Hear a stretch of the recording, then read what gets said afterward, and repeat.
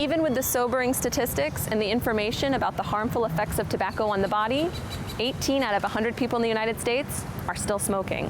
The good news is that there is help available to everyone due to a nationwide effort to reduce the number of tobacco-related diseases and death. Many states right now have funding in place to implement smoking cessation classes that are free for everyone. All you need to do is bring a desire to quit. We are a state-funded program through the Department of Health, and all of our services are completely free to the citizens of Florida. Yep, we got involved in tobacco cessation actually as part of Florida's the statewide Tobacco-Free Florida initiative through the area health education centers. We do live tobacco cessation classes, small group classes throughout the state in most of the communities in Florida. So I ended up going to the class, and once I got in there, I realized it was more for myself and my health and the freedom. There's so much freedom when you stop smoking, and I'm saving $150 a month at least. It was highly suggested that I go to this class, so I figured I'd give it a chance. I went to the class and got serious, and it worked. The class taught me a lot of ways to handle different side effects, like if I got dehydrated or if I got tired and cranky and hungry. Those would usually be big triggers to start smoking again.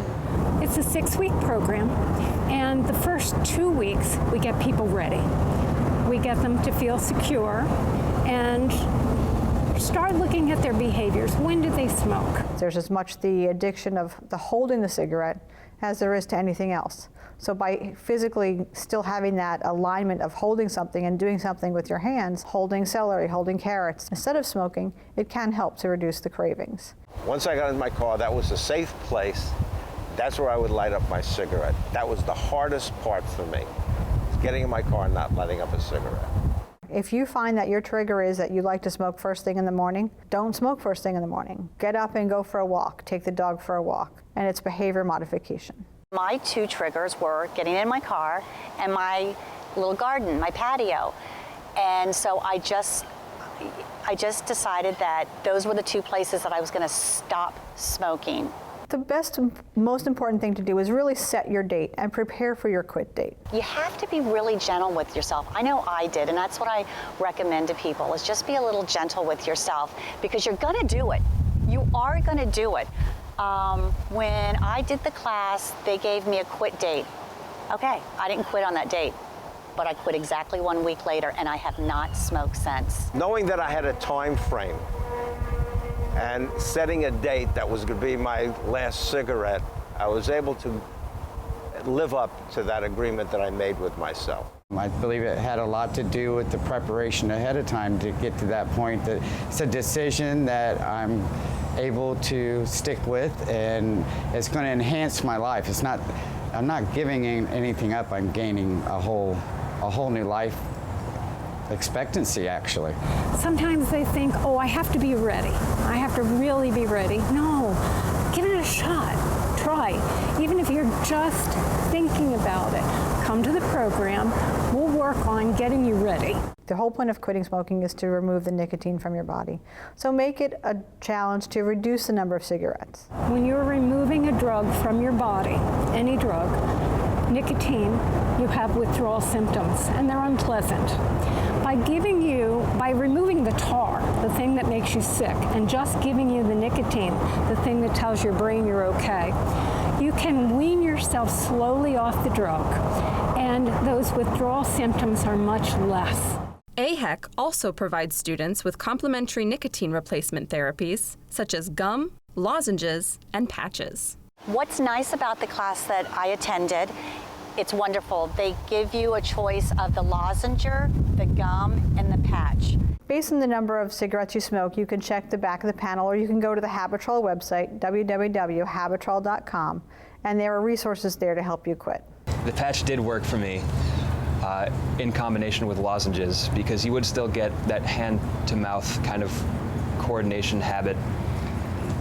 And you need something to quell that. I would usually rely on gum, but when I didn't have enough nicotine in my system, the lozenge was a very smoke-free and effective way to quell that craving. Using the nicotine patch will help you to reduce the cravings. By having the steady stream of nicotine in your body, you're not craving that. You're not going out of your way to find it.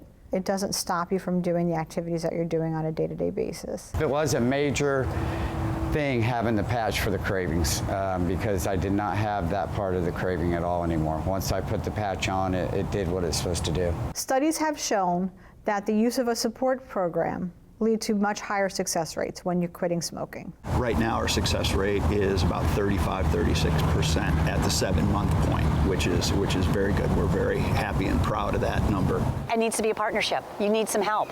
You know, you may need some help. I mean, it's how many times do we make a New Year's resolution and then it's gone? You need the help. You need the camaraderie. You need, just to be a part of that. I needed the support. And it's only 6 weeks, just do it. It's really important to have a strong support system that you can fall back on because discipline is really, really difficult and motivation is fleeting. And when the time comes when your discipline or motivation fails you, you're gonna need someone else to help and pick up that slack. And if you have that, it's a lot easier. A facilitator can only do so much, but when you have your peers cheering each other, literally that's what it is.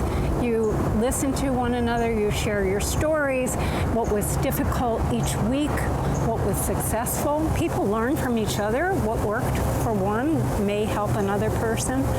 And at the end is a group celebration. It's been a little over 10 months now since I've had a cigarette.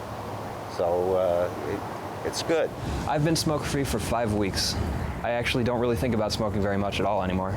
I sometimes am shocked that I don't smoke. I don't even want to. It's the freedom. It's the money. Get the tools you need. Get ready to quit.